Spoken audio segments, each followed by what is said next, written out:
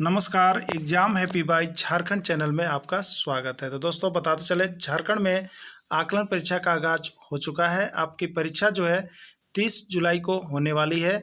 आप सभी 30 जुलाई की तैयारी के लिए हमारे चैनल को सब्सक्राइब कर लेंगे और इस चैनल पर नए हैं तो चैनल को सब्सक्राइब करने के बाद इस चैनल पर आपको आकलन परीक्षा का पूरा सब्जेक्ट का जेसीईआरटी टेक्स्ट बुक का नोट्स और पीडीएफ बना हुआ तैयार है। तो आप इसका नोट्स और सारे रिकॉर्डेड वीडियो को जरूर देख लीजिएगा। तो आपको हम बताते चले, यदि आप अभी आकलन परीक्षा में 101% सफलता प्राप्त करना चाहते हैं तो आपके लिए यहाँ पर क्रैश कोर्स का आज से शुभारंभ कर दिया गया है, यानी सफलता सीरीज की शुरुआत की गई है। तो सफलता सीरीज में यदि आप जुड़ते हैं तो आपको यहाँ पर वैसे ही प्रश्न मिलते हैं जो आपके आकलन परीक्षा में आने वाले हैं और वही प्रश्न आपके आकलन परीक्षा में आएंगे भी। तो आप उन सभी प्रश्नों को एक बार यहाँ पर टेस्ट सीरीज के माध्यम से अवश्य बना लेंगे, जिसकी कीमत रखी गई है। इस सफलता सीरीज में जुड़ने की कीमत जो है मात्र 251 रखी गई है। तो आप 251 रुपये से मोह ममता नहीं रखेंगे और आप वीडियो देखने के बाद अभी के अभी 251 रुपये में जुड़ करके इन सारे प्रश्नों को टेस्ट सीरीज में भाग लेना जरूर सुलभ कीजिएगा। और टेस्ट सीरीज में ज्वाइन करने के बाद आप अपनी प्रतिभा को देख सकते हैं कि आप कितना है। बहुत से लोग जुड़े हुए हैं, आप भी जुड़िए और अभी जुड़िए सिर्फ और सिर्फ 251 में। और फुल कंप्लीट कोर्स जिसमें सारे नोट्स, पीडीएफ और वीडियो भी मिलेंगे, वो आपको यहाँ पर 400 रुपये में हो जाते हैं। तो यदि आपको सिर्फ क्रैश कोर्स में जुड़ना है तो 251 रुपये और यहाँ पर पूरे नोट्स लेकर के साथ में पढ़ने हैं तो आपके लिए यहाँ पर मिल रहे हैं 400 रुपये में। और सिर्फ नोट्स और पीडीएफ लेना है तो यहाँ पर प्रत्येक विषय का नोट्स आपको 30 रुपये में मिल जाएगा। तो आप इसमें से जो भी चीज़ आपको अच्छा लगता है जरूर परचेज कर लीजिएगा, क्योंकि टेक्स्ट बुक पर आधारित बना हुआ है, आपका चैप्टर वाइज बना हुआ है और साथ ही साथ हाथ से लिखा हुआ है, जो कि कहीं भी उपलब्ध नहीं है। यदि आप बाजारू किताब लेकर के पढ़ रहे हैं तो आप कहीं ना कहीं धोखा खा रहे हैं। इसलिए आप अभी से हाथ से लिखा हुआ नोट्स और अपने टेक्स्ट बुक का एक बार जरूर मिलान करके पढ़ लीजिएगा। तो चलिए चलते हैं आज के सफलता सीरीज के का चयन करें। देखिए यह प्रश्न आपको हिंदी सेक्शन के अंतर्गत है। ठीक है, प्रश्न किसके अंतर्गत है तो आप देख रहे हैं यहाँ पर हिंदी सेक्शन के अंतर्गत यह प्रश्न है आपको। तो हर सेक्शन से देखिए, यहाँ पर हम आपको हर सेक्शन से प्रैक्टिस सेट करवा रहे हैं और इसी तरह का प्रश्न आपको छपने का पूरा संभावना है। तो इसी तरह का प्रैक्टिस सेट में यहाँ सफलता सीरीज में सिर्फ यदि आप सफलता सीरीज में जुड़ना चाह रहे हैं तो सिर्फ और सिर्फ 250 रुपये में 30 दिन का इस सफलता सीरीज में टेस्ट लगाइए और देखिए अपने जिले में आपका कितना स्थान बन रहा है। तो आप सभी अभी अभी इस सफलता सीरीज में जरूर जुड़िएगा और एनसीईआरटी पाठ्यक्रम, जेसीईआरटी पाठ्यक्रम पर आधारित सारे प्रश्नों का यहाँ पर लाइव टेस्ट जरूर दीजिएगा। शुद्ध वर्तनी का चयन करें। नमस्कार, संकट, नमस्कार या औरत, इसमें कौन शुद्ध है आपको बताना है। ठीक है, देखिए नमस्कार यह बिल्कुल गलत लिखा हुआ है। नमस्कार देखिए ये बिल्कुल सही है, इस तरह से नमस्कार लिखा जाता है। संकट भी आपका गलत है और औरत नहीं होता है, देखिए औरत होता है। तो उच्चारण के आधार पर यहाँ पर शुद्ध और अशुद्ध हम लोग करते हैं।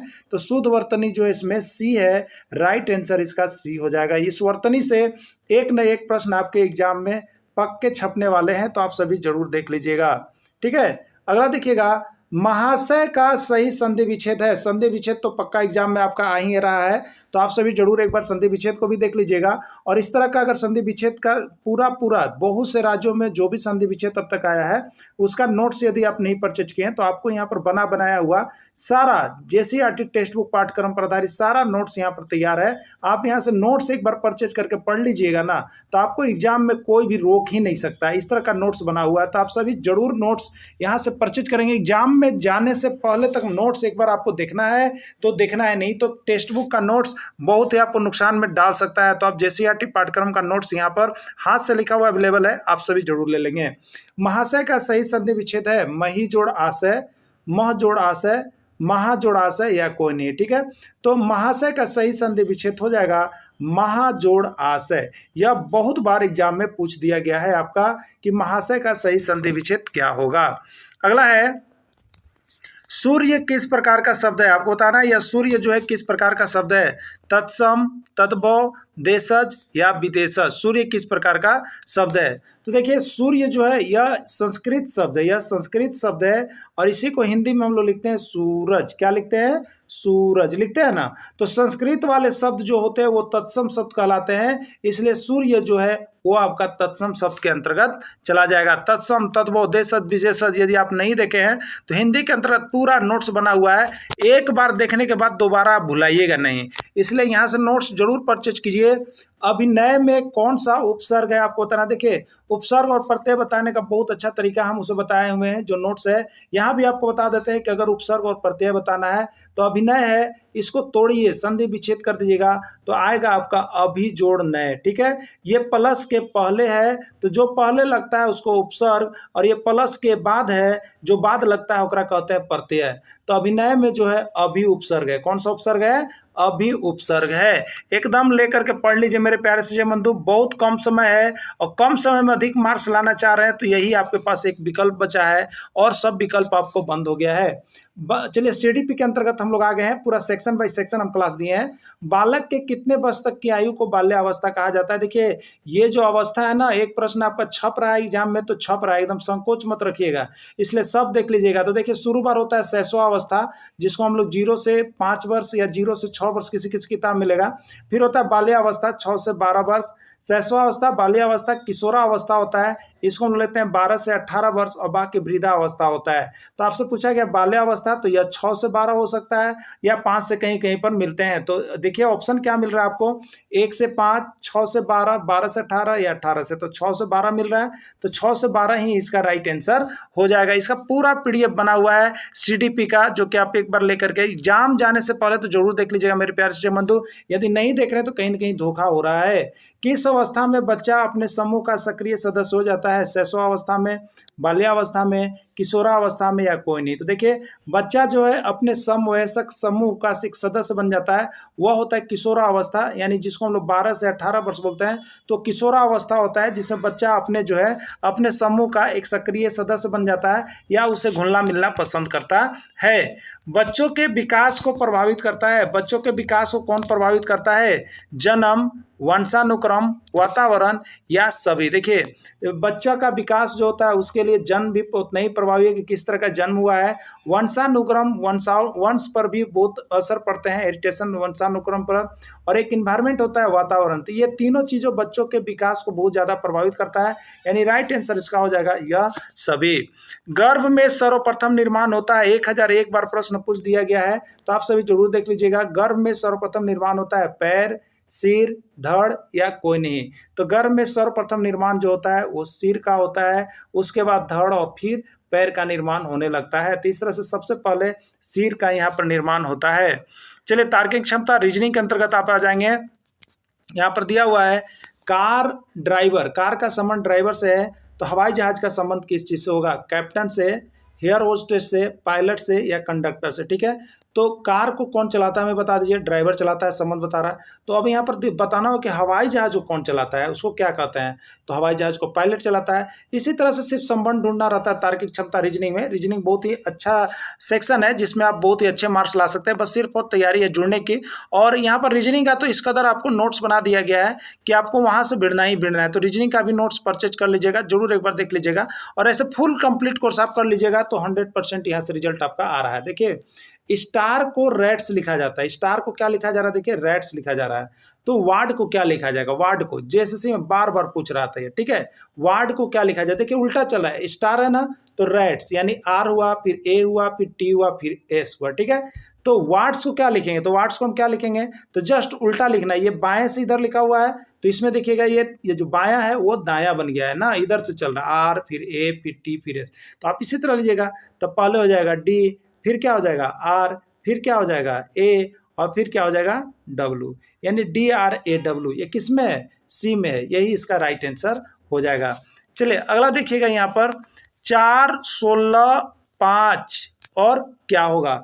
यानी 4 16 से जिस प्रकार संबंधित है उसी प्रकार 5 किससे संबंधित होगा आपको बताना है, ठीक है। तो देखिए 4 है और 16 जो है वो क्या है? 4 का स्क्वायर है। उसी तरह से 5 है तो अगला क्या होगा? जब 4 है तो 4 का स्क्वायर हुआ, 5 है तो यहाँ पर जो होना चाहिए वो 5 का स्क्वायर होना चाहिए। और 5 का स्क्वायर होता कितना है? तो 5 गुने 5 यानी 25 होता है, और ये 25 दल के क्रम में है, 10 सी में दिया हुआ तो इसका राइट आंसर सी हो जाएगा। चलिए अगला देखते हैं। जैसे किसी गाय के लिए बछड़ा होता है, ठीक है, गाय के लिए क्या होता है? बछड़ा होता है। वैसे ही किसी बकरी के लिए होता है, ठीक है, बताना है। गाय के लिए अगर बछड़ा होता है तो बकरी के लिए क्या होता है? तो गाय के बच्चों को हम लोग क्या कहते हैं? बछड़ा कहते हैं। तो बकरी के बच्चों को क्या कहते हैं? छौना, छीमा, मेमना या बछड़ी, ठीक है। तो बकरी के बच्चे को हम लोग यहाँ पर मेमना कहते हैं। इसका राइट आंसर मेमना हो जाएगा। अगला प्रश्न है, इंग्लिश सेक्शन के अंतर्गत हम आ गए हैं। ओह the dog is dead, right the name of sentence. यह जो सेंटेंस दिया गया है, ओह द डॉग इज डेड, यह जो है किस प्रकार का सेंटेंस आपको बताना है। अफर्मेटिव है, निगेटिव है, इंट्रोगेटिव है या एक्सक्लामेशन सेंटेंस है, ठीक है। देखिए एक चीज याद रखिएगा, ओह दिया हुआ है जिसमें दुख, आश्चर्य, शोक हो, और उसके बाद जो देखिए यहाँ पर ये चिन्ह दिया गया है, इसको हम लोग विस्मयादि बोधक चिन्ह कहते हैं और इंग्लिश में एक्सक्लामेटरी साइन कहते हैं। तो यह साइन जहां भी मिले, लग जाए किसी भी सेंटेंस में, तो उसको आपको एक्सक्लामेशन सेंटेंस और हिंदी में विस्मयादि बोधक वाक्य के अंतर्गत रखना है। तो देखिए यहाँ डी जो है लिखा हुआ है एक्सक्लामेशन सेंटेंस, यही इसका राइट आंसर हो जाएगा कि जो सेंटेंस है वो एक्सक्लामेशन सेंटेंस है, ठीक है।